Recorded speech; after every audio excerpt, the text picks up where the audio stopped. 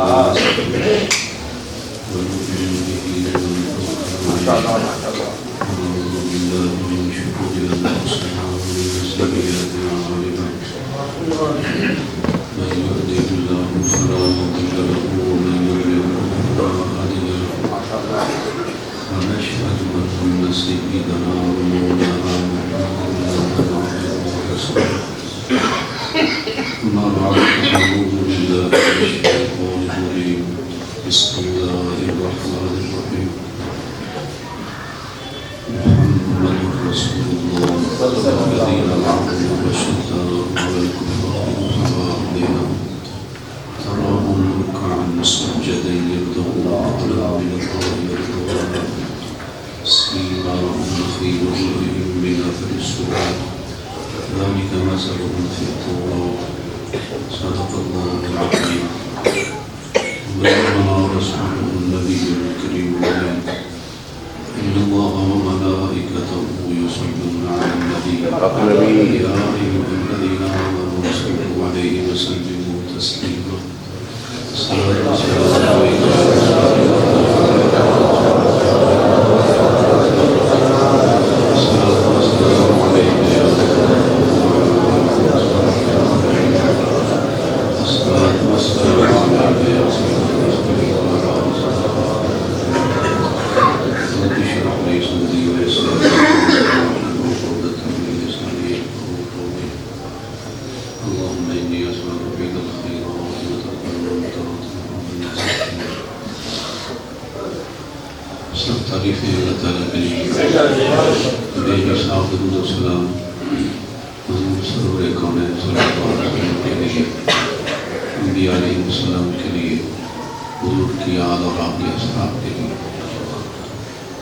سب سے پہلے ہمیں اللہ تعالیٰ کا شکر ادا کرنا ہے اس نے ہمیں رمضان المبارک کا جمعہ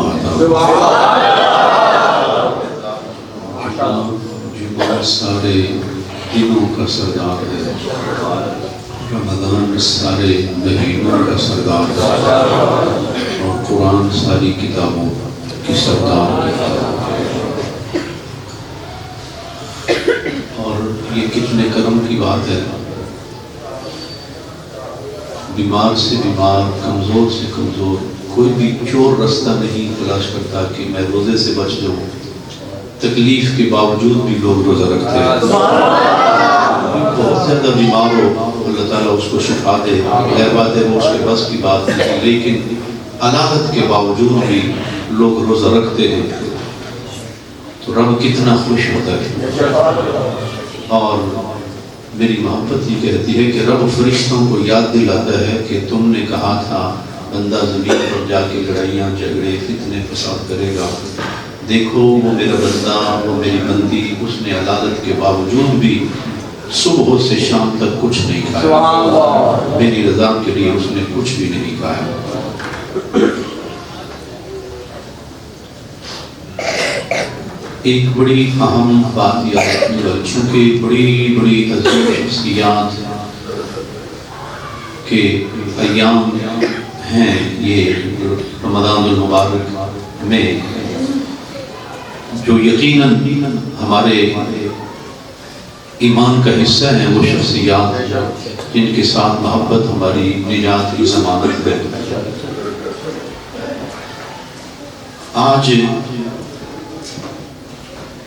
ہم اپنے شیخ سے محبت کرتے ہیں اپنے شیخ کی اولاد سے محبت کرتے ہیں ہم اپنے استاد سے محبت کرتے ہیں اپنے استاد کی اولاد سے محبت کرتے ہیں اپنے شیخ کے دوستوں سے محبت کرتے ہیں ہم اپنے باپ سے محبت کرتے ہیں باپ کے دوستوں سے محبت کرتے ہیں اپنی والدہ سے محبت کرتے ہیں ان کی سہیلیوں سے بھی ہم عقیدت سے پیش آتے ہیں یہ جو اسلام کا ایک محبت کا تصور ہے اور محبت اور پیار کا ایک طریقہ ہے یہ سارا چلا تو حضور سے ہے سیدھی سی بات ہے یہ سارا حضور سے چلا ہے آج اگر ہم اپنے شیخ کی اولاد سے محبت کرتے ہیں اپنے استاد کی اولاد سے محبت کرتے ہیں تو اندازہ کریں رسول اللہ کی اولاد سے صحابہ نے کتنی محبت کی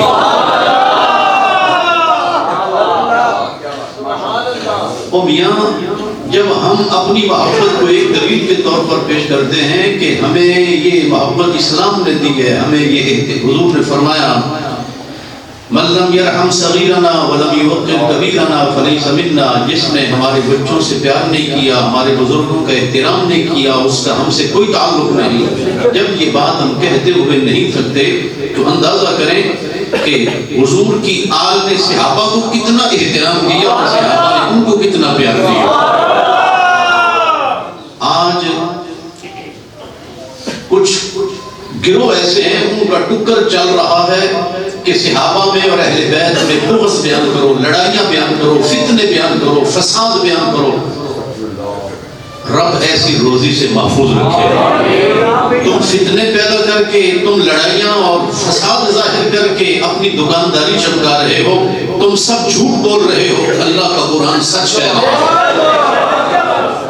تمہاری ساری باتیں تمہاری خانہ ساز قسم کی باتیں ہیں، تم نے اپنے گھر سے گھڑ دی، تم نے ضعیف روایتوں کا سہارا لے کر فتنے پیدا کیے۔ اللہ نے ہمیں وہ قرآن عطا فرمایا ہے جس سے زیادہ سچ بولنے والی کتاب کوئی محمد الرسول اللہ، محمد اللہ کے رسول ہیں۔ والذین معہ اشداء علی الکفار رحماء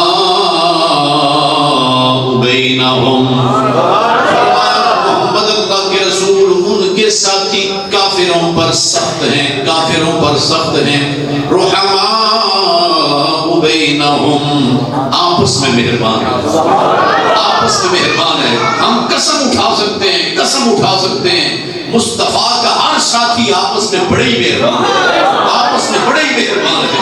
ہر صحابی نبی، ہر صحابی نبی، فیضان صحابہ، فیضان اہل بیت۔ صدیق اکبر کا مقام کیا ہے یہ کوئی مولا علی سے معلوم کرے۔ صدیق اکبر کا مقام کیا ہے مولا علی سے معلوم کرے۔ مولا علی کا مقام کیا ہے یہ صدیق اکبر سے معلوم کرے۔ حضور بیٹھے ہوئے ہیں، صحابہ بھی بیٹھے ہوئے ہیں، اور شاید جگہ تنگ ہوگی، کچھ گنجائش نہیں کسی کے بیٹھنے کی، اس طرح لوگ ساتھ ساتھ ہو کے بیٹھ۔ مولا علی ہے سب سے پہلے جس شخص نے اپنی جگہ چھوڑی مولا علی کے لیے، اس کا نام صدیق ہے۔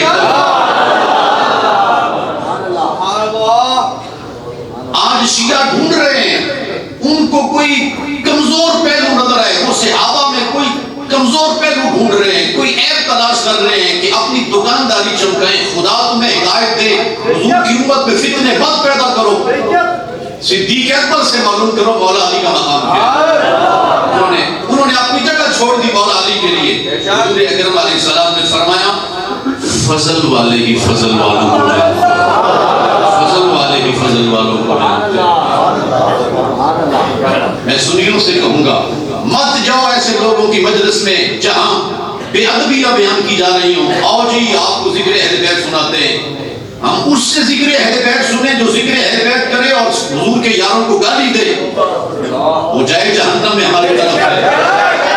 وہ علی علی کرے اور اس کا معاوضہ یہ لے کہ صدیق و عمر کو گالی نہ دے۔ ہمیں قطعاً ضرورت نہیں ایسی مجلس میں جانے کی۔ آؤ سنو مولا علی نے کیا پیار کیا۔ ایران فتح ہونے کے لیے جا رہا تھا، یعنی حالات بن رہے تھے کہ مسلمان جب پہنچے گے تو اللہ کے فضل سے رب دروازے کھولے گا۔ پتہ چلا کہ ایرانیوں کا بادشاہ خود اتر رہا ہے۔ فاروق اعظم نے مشورہ کیا کہ اگر وہ ایرانیوں کا بادشاہ اتر رہا ہے تو مسلمانوں کے امیر کو بھی خود اترنا چاہیے۔ اس موقع پر جس شخص نے روکا حضرت فاروق اعظم کو آپ نہ جائیں، اس کا نام مولا علی۔ اور پتہ کتنے خوبصورت کلمات، قسم سے یہ مولا علی ہی کہہ سکتے ہیں، یہ کوئی کہہ سکتا ہے جس کا دل محبت سے مالا مال ہے۔ کہا جناب عمر افراد کی قلت اور کثرت پر ہماری فتح موقوف نہیں، افراد کی قلت اور کثرت پر، افراد زیادہ ہوں یا تھوڑے ہوں، اس سے کوئی فرق نہیں پڑتا، ہماری فتح اللہ رب العزت کی تائید کے ساتھ ہے۔ آپ ادھر ہیں تو ہمارا رخ برقرار ہے۔ یہ مولا علی ان کا خطبہ نہج البلاغہ شیعہ بھی پڑھتے ہیں، پتہ نہیں کیوں پٹی بن جاتی ہے یہاں پر آ کے۔ مولا علی جناب فاروق اعظم کو کہہ رہے ہیں کہ آپ کی وجہ سے اسلام کی چکی گھوم رہی ہے۔ پرانے لوگ جانتے ہیں جب چکی چلتی تھی اس کے نیچے لکڑی کی ایک چھوٹی سی کیل ہوتی تھی جس نے اس اوپر والی چکی کو اٹھایا ہوتا تھا، جس پر چکی چلا کرتی تھی۔ حضرت مولا علی کہہ رہے ہیں کہ آپ کی حیثیت اسلام میں وہ ہے جو اس کیل کی حیثیت ہے، آپ کی وجہ سے اسلام کی چکی چل رہی ہے۔ آپ ادھر بیٹھے ہوئے ہیں، آپ ادھر بیٹھے ہوئے ہیں اور اسلام کو ادھر فتح مل رہی ہے۔ اس کا مطلب یہ ہے کہ کافروں کے دلوں پر ایک دھاک بیٹھ گئی، ایک رعب بیٹھ گیا کہ مسلمانوں کے لشکر اتنی روب والے اور اتنے دبدبے والے ہیں، ان کا مدینہ کتنے دبدبے والا ہوگا، ان کا مرکز کتنے دبدبے والا ہوگا۔ اور اگر آپ وہاں میدان میں چلے جائیں، آپ کو ہلکی سی خراش بھی آ جائے تو کافر کیا کہیں گے؟ ہم نے مسلمانوں کے امیر کو زخمی کر دیا، ہم نے یوں کر کے، کسی نے کوئی بڑھ بڑھ کے لوگ اپنی باتیں بتائیں گے۔ تو اے جناب امیر المومنین، آپ ادھر رہیں، ہمیشہ قسط ہو، فتح ہو، کم از کم اتنا روم تو برقرار رہے گا نا کہ ابھی مدینے میں ان کا امیر موجود ہے۔ یہ مولا علی کہہ رہے ہیں، مولا علی کہہ رہے ہیں۔ شیخین آ رہے ہیں حضور کے پاس، شیخین کا مطلب ہوتا ہے صدیق اکبر آ رہے ہیں، فاروق اعظم آ رہے ہیں۔ مولا علی نے بھی دیکھا، حضور نے بھی دیکھا، حضور نے فرمایا علی یہ جو دو بزرگ آ رہے ہیں یہ جنتی بزرگوں کے سردار ہیں، یہ جنتی بزرگ، حدیث میرے پاس میں، یہ جنتی بزرگوں کے سردار ہیں، اور علی تو نہ انہوں درسی، تو نہ دسی انہوں۔ مطلب یہ ہو سکتا ہے کہ تیرے بتانے کی بھی ان کو خوشی بڑی ہوگی لیکن دساں گا میں۔ دوسرا اس کا مفہوم یہ ہے، دوسرا اس کا مفہوم دیکھو نا، اللہ کے فضل سے ہم جو فیض عالم کا نام لیتے ہیں ہم جوڑنے والے ہیں، دراڑے ڈالنے والے نہیں ہیں، فتنے پیدا کرنے والے نہیں ہیں، اور قسم سے جتنی محبت ہمارے دل میں حضور کی آل کے لیے ہے وہ کسی کو نہیں۔ میں صحیح کہہ رہا ہوں، میں آتا ہوں ابھی اسی طرح۔ علی تم نے ان کو بتانا، سبحان اللہ، فرماتے ہیں یہ دونوں ہیں سردار دو جہاں، فرماتے ہیں یہ دونوں ہیں سردار دو جہاں، اے مرتضیٰ اتنی کو عمر کو خبر نہ ہو، اے مرتضیٰ صدیق کو عمر کو خبر نہ ہو، اے علی تم ان کو نہ بتانا میں ان کو بتاؤں۔ اور دوسرا اس کا مفہوم یہ ہے کہ اے علی ایک وقت آئے گا جب ابو بکر چلے جائیں گے، جب عمر چلے جائیں گے، عثمان چلے جائیں گے، اس وقت حکومت تیرے پاس ہوگی، اس وقت خلافت کی ذمہ داری تیرے پاس ہوگی، تب لوگ پیسے کریں گے کون افضل ہے کون افضل نہیں۔ اے علی اس وقت آپ نے بتانا ہے کہ امت میں مصطفیٰ کے بعد افضل کون ہے، اور مولا علی نے بتایا پھر ساری امت کو، مولا علی نے بتایا اس وقت کہ رسول پاک علیہ السلام کے بعد سب سے افضل وہ ہے جس کو حضور نے فرمایا ابو بکر سے کہو نماز پڑھو، ابو بکر سے کہو لوگوں کو نماز پڑھو۔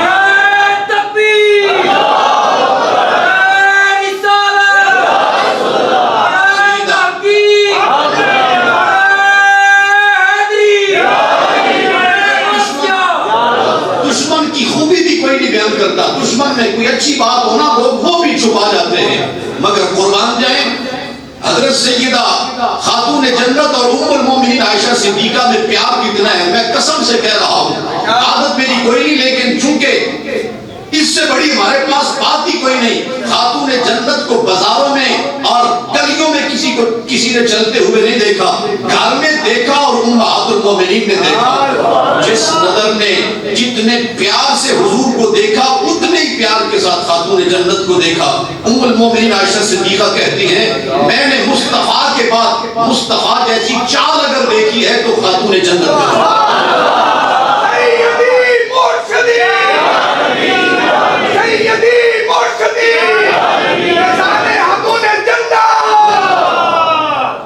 طبیعت آج میری ناساز تھی لیکن یہ ذکر کرنا بہت ضروری تھا. یہ ہماری نجات کی ضمانت ہے. حضور کی آل کی محبت ہماری نجات کی ضمانت ہے. نبی پاک علیہ السلام کی ازواج کہے حضور کی ازواج ہماری مائیں, حضور کی ازواج ہماری مائیں. ایسے شخص سے ہم جا کے سنیں اہل بیت کا ذکر جو ماؤں کو گالیاں دے رہے ہیں, کس منہ سے تم نام لیتے ہو مولا علی کا, اپنی ماؤں کو گالیاں دیتے ہو. شیعوں کا عقیدہ یہ ہے کہ جب مہدی آئیں گے وہ ابو بکر عمر کو کوڑے ماریں گے, قبر سے نکال کے کوڑے ماریں گے. تیری فکر پہ لعنت ہو.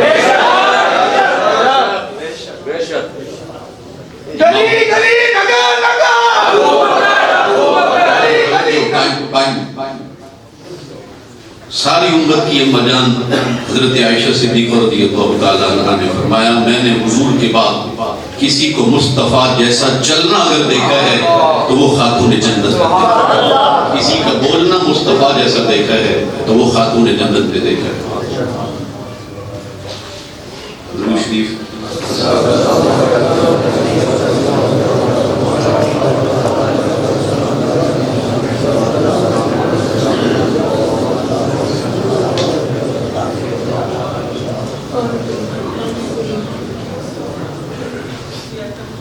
عن ام المؤمنین عائشہ رضی اللہ عنہا قال ما رأيت واحدا كان شبیہ کلاما وحدیثا برسول اللہ.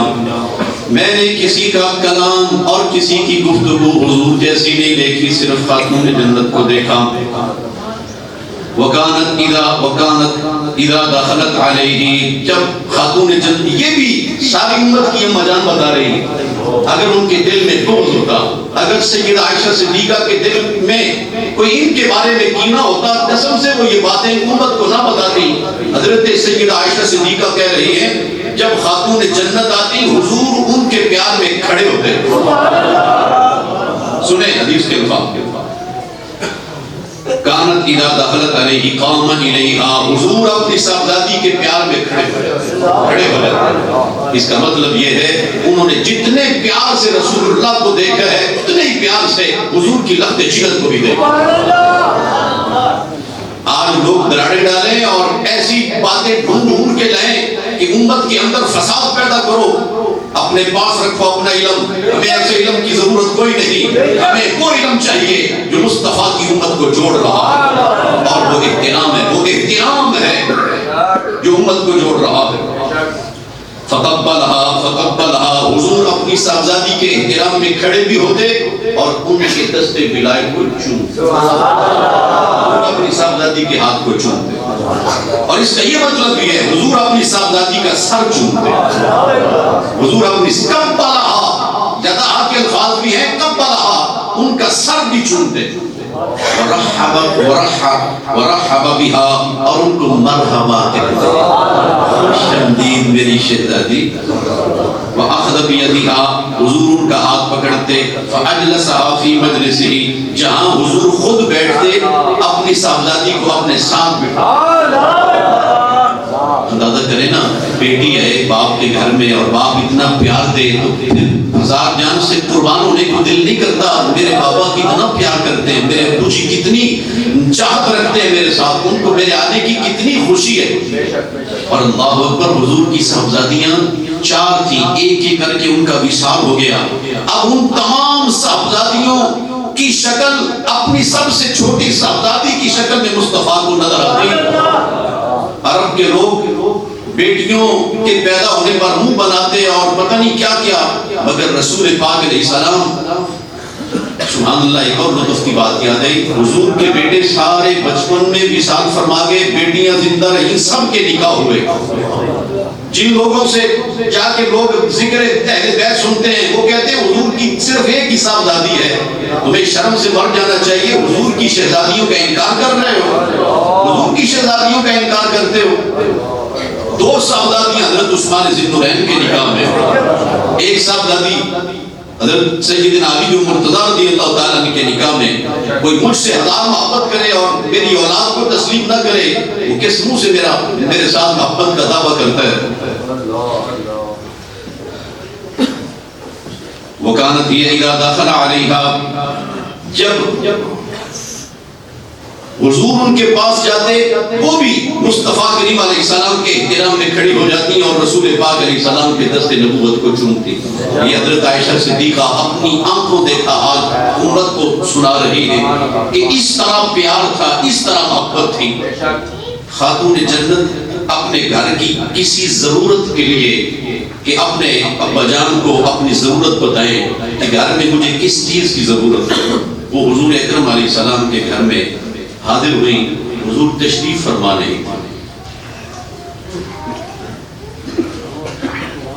انہوں نے جتنے اعتماد کے ساتھ اپنے والد گرامی امام الانبیاء علیہ السلام کو اپنا وہ دکھڑا سنانا تھا، اپنا وہ غم بیان کرنا تھا، ان کے دل میں قطعاً کوئی ملال نہیں جو آج شیعہ بیان کرتے ہیں، بلکہ انہوں نے بڑے شرح صدر کے ساتھ اور بڑے اطمینان کے ساتھ اور بڑے اعتماد کے ساتھ اپنا سارا دکھڑا حضرت ام المومنین عائشہ صدیقہ کو سنا دیا کہ میری طبیعت ٹھیک نہیں رہتی، میرے بچے ہیں، مجھے انہیں دودھ پلانا ہوتا ہے اور اس دوران مجھے چکی چلانا پڑتی ہے، بعض مرتبہ میرے ہاتھ پھٹ جاتے ہیں اور اس تکلیف سے مجھے گزرنا پڑتا ہے۔ بھلا دشمنوں کے سامنے اپنے دکھ اس طرح سے شیئر کیے جاتے ہیں، اس طرح کر کے بانٹے جاتے ہیں، نہ دشمنوں کے سامنے انسان اپنا غم پی جاتا ہے، اپنا دکھڑا نہیں سناتا۔ حضرت خاتون جنت کے دل میں اتنا احترام ہے، فرمایا یہ سارے مومنوں کی مائیں ہیں، میرا غم ہو بہو میرے لفظوں میں جس طرح یہ بیان کر سکتی ہیں اور کوئی نہیں بیان کر سکتا۔ خاتون جنت سے معلوم کرو حضور کی ازواج کا مقام کتنا بلند و بالا، کتنا بلند و بالا۔ حضرت خاتون جنت کا آخری وقت ہے، جس نے غسل دیا، جس نے کفن دیا، وہ عورت کون ہے؟ وہ صدیق اکبر کی زوجہ محترمہ، وہ صدیق اکبر کی زوجہ محترمہ۔ یہ کالے کپڑے والے کبھی نہیں آپ کو بتائیں گے، یہ محبت کی باتیں، یہ چور ہے محبت کے، کبھی نہیں بتائیں گے آپ کو، سنی علماء بتائیں گے۔ بیوی شوہر کی اجازت کے بغیر گھر سے پاؤں باہر نہیں رکھ سکتی۔ تو یہ جو سارا وقت گزرا ہے حضرت خاتون جنت کا، بیماری میں، علالت میں، تکلیف میں، دکھ درد میں کون شریک رہا؟ حضرت صدیق اکبر کی زوجہ محترمہ۔ خاتون جنت نے ان کے سامنے اپنا ایک دکھڑا بیان کیا، مجھے ساری زندگی کسی نے بازار میں یوں کر کے چلتے ہوئے نہیں دیکھا، تو اب میرا جنازہ جائے گا، لوگ اشارہ کریں گے کہ وہ جنازہ ہے، وہ جنازہ ہے۔ تو حضرت اسماء نے عرض کی آپ گھبرائیں نہیں، میں ایک بڑا اچھا انتظام کرتی ہوں۔ انہوں نے چارپائی کے دونوں جانب میں شاخیں باندھی، شاخیں، اور ان کو اوپر سے جوڑ دی، اوپر سے جوڑ دی، چھتری بن گئی، اوپر کپڑا ڈال دیا، کہا اے رسول اللہ کی شہزادی آپ پریشان نہ ہو، آپ کا جنازہ اس طرح سے ہے، آپ کے جسم سے لگنے والے کفن کے ٹکڑے پر کسی کی نظر نہیں پڑے گی، آپ کے جسم اقدس سے مسح ہونے والے کفن کے ٹکڑے پر کسی کی نظر نہیں پڑے گی۔ یہ شاخوں کا پردہ ہے، اور شاخوں کے بعد اوپر ایک اور پردہ ہم نے ڈال دیا، جس طرح آپ ساری زندگی حیا سے رہی، جنازہ بھی حیا ہی کے ساتھ چلے گا۔ جس کا آنچل نہ دیکھا ماہو مہر نے، جس کا آنچل نہ دیکھا ماہو مہر نے، اس ردائے نزاہت پہ لاکھوں سلام۔ ایک اور بات عرض کرنے لگا ہوں، آج اسی شیعہ طبقہ میں بڑی بڑی عورتیں جن کی آواز اچھی ہے، شکل و صورت بھی، وہ سرخی پاؤڈر بھی لگا کے اور ساری داڑھی کے ساتھ وہ کہہ رہے منقبت پڑھ رہی ہیں، خاتون جنت کی منقبت پڑھ رہی ہیں۔ تمہارا یہ کردار، تمہاری یہ شکل و صورت، تمہارا یہ انداز بتاتا ہے کہ تمہیں خاتون جنت کے ساتھ محبت ہے. ان کا تو دوپٹہ چاند سورج نے نہیں دیکھا، چاند سورج نے نہیں دیکھا، اور تو ساری دنیا کے سامنے سرخی پاؤڈر لگا کے سج دھج کے، تجھے شرم آنی چاہیے.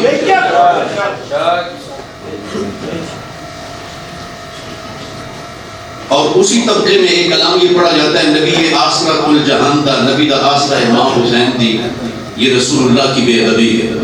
آپ حضرات کے لیے یعنی عوام کے لیے یقیناً یہ ایک نئی بات ہوگی. حضور آسرا ہے، اس میں کیا شک، کیا کیسے؟ حضور کی وجہ سے اللہ نے ہمارے عیبوں پر پردے ڈالے، حضور کی وجہ سے اللہ نے ہمارے عیبوں پر پردے ڈالے. پہلی امتوں کو بندر بنا دیا. شاہ صاحب بیٹھے ماشاءاللہ بہت بڑے فاضل عالم دین، جامعہ سے سند حدیث ان کے پاس ہے، مولانا اور بھی علماء بیٹھے ہوئے ہیں. حضور کا آسرا، حضور کا آسرا صرف اللہ ہے. حضور کا آسرا، قل حسبی اللہ، آپ کہہ دیں میرے لیے اللہ کافی ہے. حضور کہہ سکتے ہیں. حضور ساری صرف اپنی امت کا آسرا نہیں، حضور پہلی امتوں کا بھی آسرا، پہلی امتوں کا بھی آسرا، حضور ساری امتوں کا آسرا.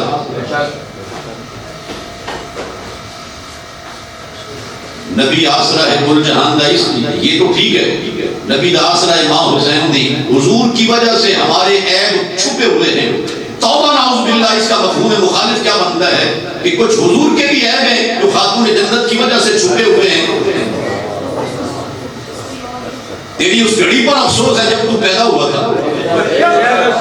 محبت میں اندھا نہ ہو، عیسائیوں کی طرح محبت میں اندھے مت ہو جاؤ. حضرت عیسیٰ کو خدا کا بیٹا کہہ دیا، خدا کہہ دیا. حضور آسرا ہے. حضور کو قبر میں پہچانیں گے تو قبر جنت بن جائے گی. کیا حضور آسرا. حضور یہاں بھی اس زمین پر بھی آسرا ہے، اس زندگی میں بھی آسرا ہے. قبر میں بھی آسرا حضوری، قبر میں بھی آسرا حضوری. حضور کو پہچانیں گے تو کیا توبہ نعوذ باللہ حضور سے قبر میں پوچھا جا رہا ہے کہ آپ ان پر ایمان رکھتے ہیں کہ نہیں؟ اور قیامت کے دن ساری امتیں حضور کی طرف دیکھیں گی، حضور نے کسی اور کی طرف دیکھنا ہے. ساری امتیں رسول اللہ کو دیکھیں گی. اور اس وقت کا منظر کیا نرالا ہوگا جب رسول کریم علیہ السلام مقام محمود سے تشریف لائیں. ہر بشر کانپ اٹھے گا محشر کے دن، خوف سے ہر کلیجہ دہل جائے گا. اوڑھ کر نوری چادر وہ آ جائیں گے، سارے محشر کا نقشہ بدل جائے گا. سارے محشر کا نقشہ بدل جائے گا. بتی بتی پھول پھول، بتی بتی پھول پھول،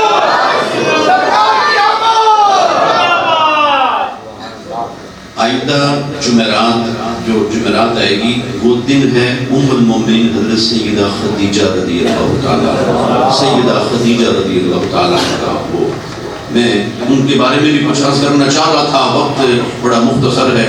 اور ہم بیمار بھی ہونا ذکر کی برکت سے ہماری طبیعت ٹھیک ہو جاتی ہے. رمضان شریف کے بارے میں ایک حدیث سنا کے گفتگو سمیٹ رہا ہوں. ما من عبد اصبح صائما، جو بندہ صبح اس حالت میں کرے کہ روزے سے ہو، الا فتحت له ابواب السماء، اس کے لیے آسمان کے دروازے کھولے جاتے ہیں. وسبحت اعضاؤه، اور اس کے اعضاء، اس کی ہڈیاں، اس کا گوشت اس کے لیے دعائیں مغفرت کرتے ہیں یا اللہ کی تسبیح بیان کرتے ہیں. سبحت اعضاؤه، اس کے اعضاء تسبیح بیان کرتے ہیں. واستغفر له اہل السماء الدنیا، آسمان والے ان روزہ داروں کے لیے بخشش کی دعا مانگتے ہیں. آسمان والے بخشش کی دعا مانگتے ہیں. کب تک دعا مانگتے رہتے ہیں؟ 1 گھنٹہ 2 گھنٹے 4 نہیں. فرمایا الہی والی بالحجاب، جب تک سورج مغرب میں ڈوب نہیں جاتا سارا دن فرشتے دعا مانگتے ہی رہتے.